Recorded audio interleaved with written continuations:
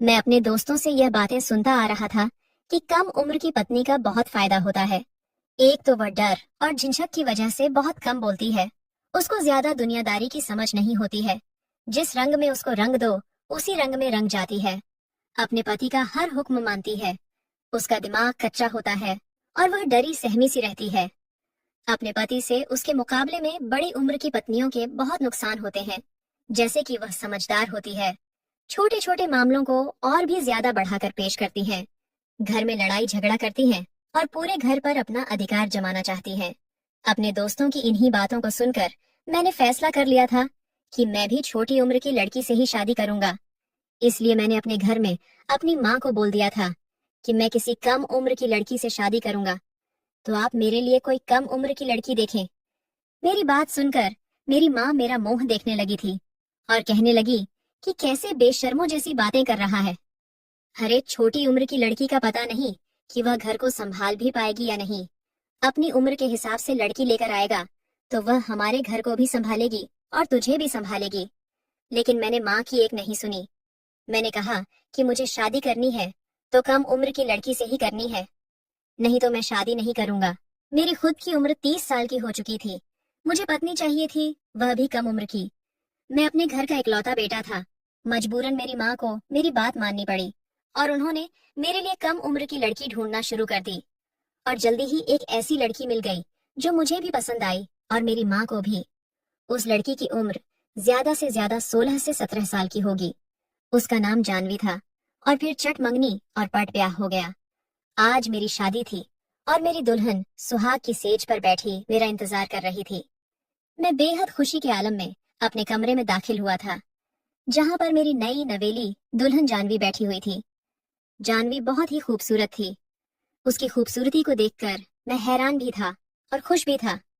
मैं अपने दिल की धड़कनों पर काबू पाते हुए आगे बढ़ा और उसके सामने जाकर बैठ गया था। न जाने कितनी देर तक मैं उसके हुस्न को देखता रहा और दिल ही दिल में खुश होता रहा कि मुझे कितनी कम उम्र और कितनी सुंदर पत्नी मिली है। वह बहुत ही मासूम लग रही थी।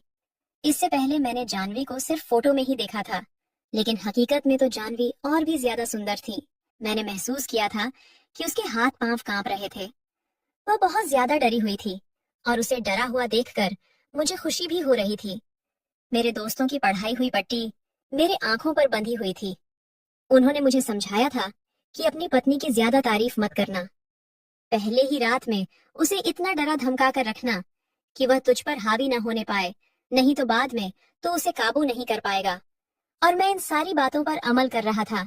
इसलिए जानवी को डरा सहमा देखकर मुझे बहुत ज्यादा खुशी हो रही थी कि चलो, जानवी तो मेरे डराने से पहले ही डरी हुई है, इस डरी सहमी सी लड़की को थोड़ा और डराया जाए। ये ख्याल मेरे दिल में आया तो मैंने अपने फोन पर 2 मिनट का टाइमर सेट किया। 2 मिनट के बाद मेरे फोन पर रिंगटोन बजी। मैं फोन लिए कमरे के एक कोने में चला गया और फोन पर किसी से बहुत ही ज्यादा गुस्से से बातें करने लगा। मैं गुस्से से फोन पर बोलने लगा कि आज मेरी शादी है और तुम्हें यही समय मिला है। मुझे यह बुरी खबर सुनाने का तुमको पता नहीं है। मैं कितना गुस्से वाला इंसान हूँ। मुझे लोगों का बकबक करना बिल्कुल भी पसंद नहीं है। और जब मुझे गुस्सा आ जाए तो मैं यह नहीं देखता कि मेरे सामने कौन इंसान खड़ा है। जिस इंसान को अपनी खैर चाहिए वह मेरे सामने जबान नहीं चलाता। और तुम्हारी इतनी हिम्मत कि तुम मुझे बातें सुना रहे हो। कल मैं तुम्हारे पास आता हूँ और तुम्हें ठीक करता हूँ। तुम्हें सीधा नौकरी से निकाल दूंगा, क्योंकि गलतियों की मेरे पास कोई माफी नहीं है और तुमने गलती की है। और तुम्हारी यही सजा है कि तुम्हें नौकरी से निकलना पड़ेगा।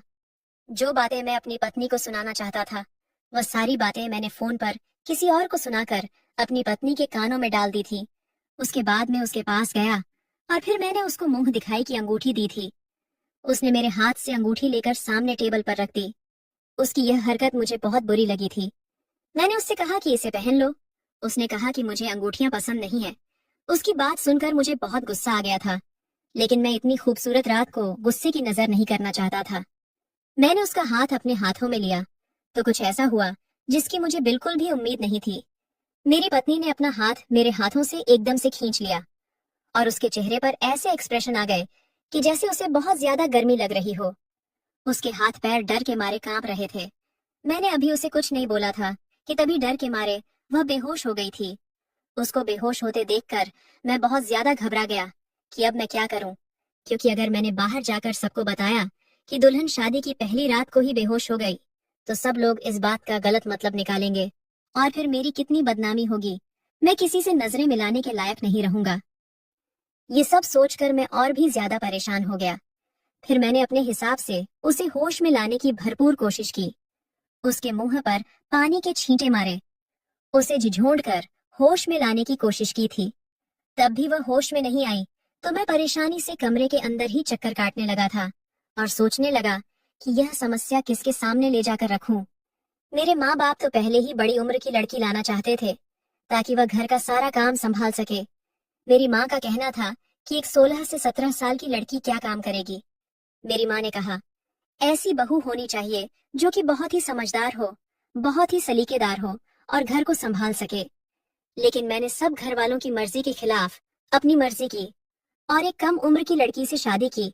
अब अगर मैं सबके सामने जाकर कहूँ कि वह बेहोश हो गई है, तो सब मेरा मजाक उड़ाएंगे कि कम उम्र की लड़की से शादी करोगे तो यही होगा। जब पूरा 1 घंटा गुजर गया और वह होश में नहीं आई, तो मैंने अपने एक दोस्त को फोन किया और उसे सारी बात बताई। मेरी बात सुनकर मेरा दोस्त जोर जोर से हंसने लगा और हंसते हंसते लोटपोट हो गया। उसकी हंसी मुझे और भी गुस्सा दिलाने लगी थी। मैंने उसे कहा कि हंसने और मजाक उड़ाने का वक्त नहीं है, मुझे तुम्हारी मदद की जरूरत है। मैं घर वालों में से किसी को कुछ नहीं बताना चाहता, बस किसी तरह वह होश में आ जाए। मुझे सर्दी में भी पसीने आ रहे थे। मेरे दोस्त की पत्नी डॉक्टर थी, इसलिए मैंने उसे फोन किया था कि शायद यहाँ से मेरी कोई मदद हो जाएगी। मेरे दोस्त ने कहा कि परेशान होने की जरूरत नहीं है, मैं अपनी पत्नी को तेरे घर लेकर आ रहा हूँ। उसकी यह बात सुनकर मैं और भी ज्यादा परेशान हो गया था, क्योंकि शादी खत्म हो चुकी थी। मेहमान अपने अपने घरों को जा चुके थे। सब घर वाले सोने की तैयारियां कर रहे थे और अगर ऐसे में वह हमारे घर आ गई तो फिर सब लोग क्या सोचेंगे। जरूर उन लोगों को समझते देर नहीं लगेगी कि जरूर दुल्हन के कमरे में कुछ गड़बड़ है। मैं अपने आप पर गुस्सा करने लगा कि क्यों बेकार में मैं मदद मांग बैठा। ऐसा लग रहा था कि जैसे मैं बुरी तरह से फंस गया हूँ और फायदे की बजाय उल्टा नुकसान होने वाला है।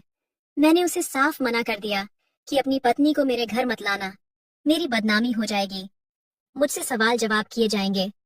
उसने कहा कि ठीक है, परेशान मत हो, मैं फोन पर ही अपनी पत्नी से तेरी बात करवा देता हूँ। अपने दोस्त की ये बात मुझे ठीक लगी थी और मैं उसकी डॉक्टर पत्नी से बात करने लगा और जानवी को होश में लाने की तरकीबें पूछने लगा। मेरे दोस्त की पत्नी ने मुझसे कहा कि जानवी के पैरों के तलवों पर मालिश करो और उस पर कंबल डाल दो, क्योंकि सर्दी है, इस तरह से गर्माहट मिलेगी और वह होश में आ जाएगी। उसकी बात सुनकर मैं यही सब करने लगा था, लेकिन फिर भी उसे होश नहीं आ रहा था। मेरा दोस्त पीछे से बड़बड़ा रहा था और उसकी पत्नी मुझे तरीके बता रही थी। मैं बहुत ज्यादा परेशान हो चुका था, इसलिए मैंने अचानक ही बोल दिया कि जानवी को होश आ गया है। दरअसल मैं यह सारी सूरत हाल से बहुत ज्यादा परेशान हो चुका था और इसीलिए मुझे झूठ बोलना पड़ा कि जानवी होश में आ चुकी है। हालांकि जानवी अभी तक होश में नहीं आई थी।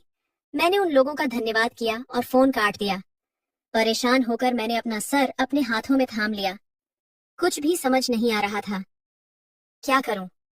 तभी मेरी नजर उस साइड टेबल पर रखी दवाई की शीशी पर गई थी और उस दवाई को देखते ही मेरे कदमों तले से जमीन निकल गई थी, क्योंकि यह दवाई तो नींद की थी।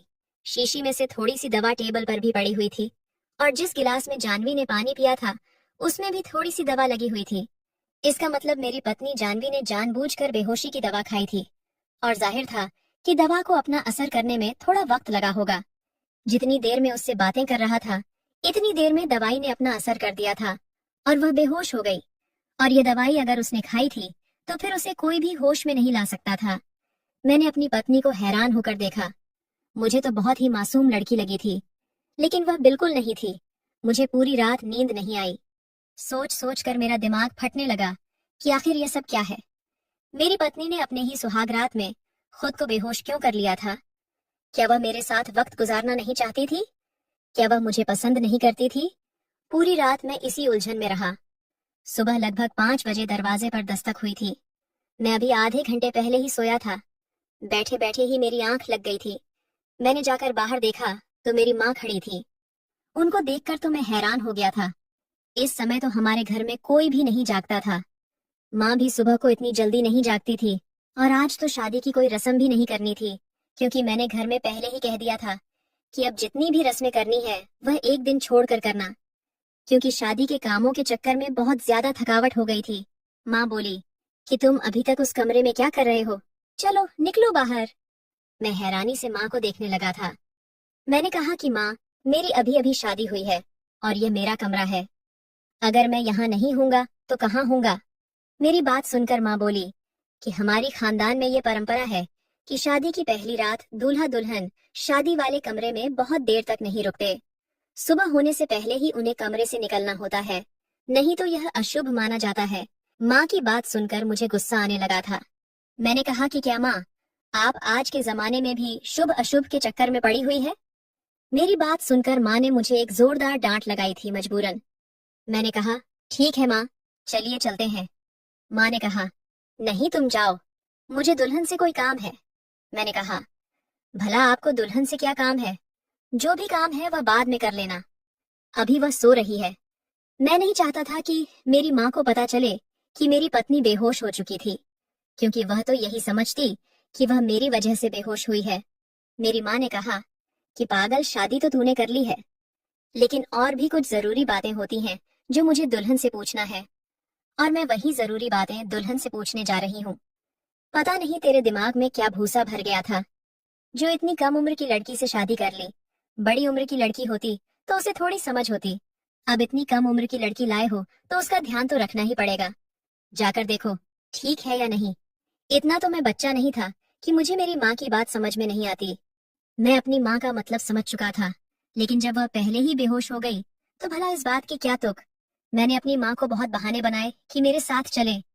मैंने कपड़े बदलने हैं, मुझे पता नहीं मेरे कपड़े कहाँ पड़े हैं। मुझे बहुत भूख लगी है, मुझे नाश्ता बना कर दे, मेरे सर में दर्द हो रहा है, मुझे एक कप कॉफी बना दे। मेरे बहाने मेरी माँ को और भी शक में डाल रहे थे। मेरी माँ ने मुझे एक तरफ को धक्का दिया था और अंदर चली गई थी। मैं कमरे के बाहर ऐसे खड़ा था जैसे हॉस्पिटल में कोई ऑपरेशन थिएटर के बाहर खड़ा हो और उसे पता हो कि कोई बुरी खबर ही मिलने वाली है। थोड़ी देर बाद ही मेरी माँ बाहर आई तो मुझे हैरान होकर देखने लगी और कहने लगी कि तू अभी तक यही खड़ा है। फिर अचानक से मेरे कंधे पर थपकी देकर कहा कि तुम्हारी पत्नी बिल्कुल ठीक है। मैं तो बेकार में ही शक कर रही थी। माँ के मुंह से यह बात सुनकर मैं हैरान हो गया कि माँ ने कैसे जांच लिया कि मेरी पत्नी ठीक है या नहीं, हालांकि मैंने तो अब तक उसे छुआ भी नहीं था। मैं अंदर कमरे में गया तो अंदर का मंजर देखकर मैं भी हैरान था। जानवी के बिखरे हुए बाल, उसके होंठों की फैली हुई सुर्खी रात की कुछ और ही कहानी बयां कर रहे थे। शायद जानवी की यह हालत देखकर ही मेरी माँ संतुष्ट हो गई थी, लेकिन मेरा तो चैन सुकून सब बर्बाद हो चुका था। मुझे समझ नहीं आ रहा था कि आखिर यह सब क्या है। मेरी पत्नी थोड़ा थोड़ा हिल रही थी, यानी कि उसे होश आ चुका था, लेकिन मैं जानवी की शक्ल भी नहीं देखना चाहता था। मैं इतना ज्यादा गुस्से में आ गया कि कमरे से बाहर चला गया था और पूरा दिन मैंने उससे बात नहीं की और रात को आकर भी आराम से अपने कमरे में सो गया। हालांकि मैंने किसी पर जाहिर नहीं होने दिया था कि रात को हमारे बीच क्या हुआ था।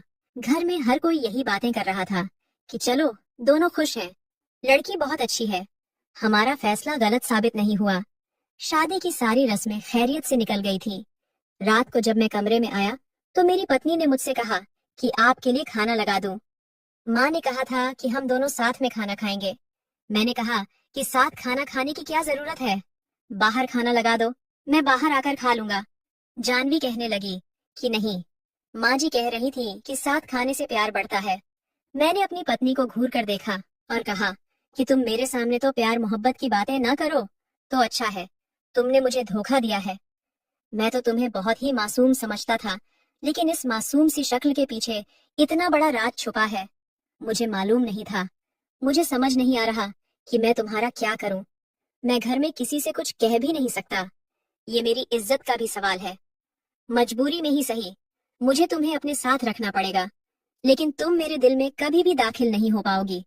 मैंने अपनी पत्नी को लेकर ना जाने क्या क्या सपने सजाए थे, लेकिन तुमने मेरे सारे सपने चकनाचूर कर दिए। बताओ तुमने ये सब क्यों किया था? हम दोनों के बीच रात को ऐसा कुछ भी नहीं हुआ था, फिर भी तुमने माँ के सामने ऐसा जाहिर क्यों किया कि जैसे हमारे बीच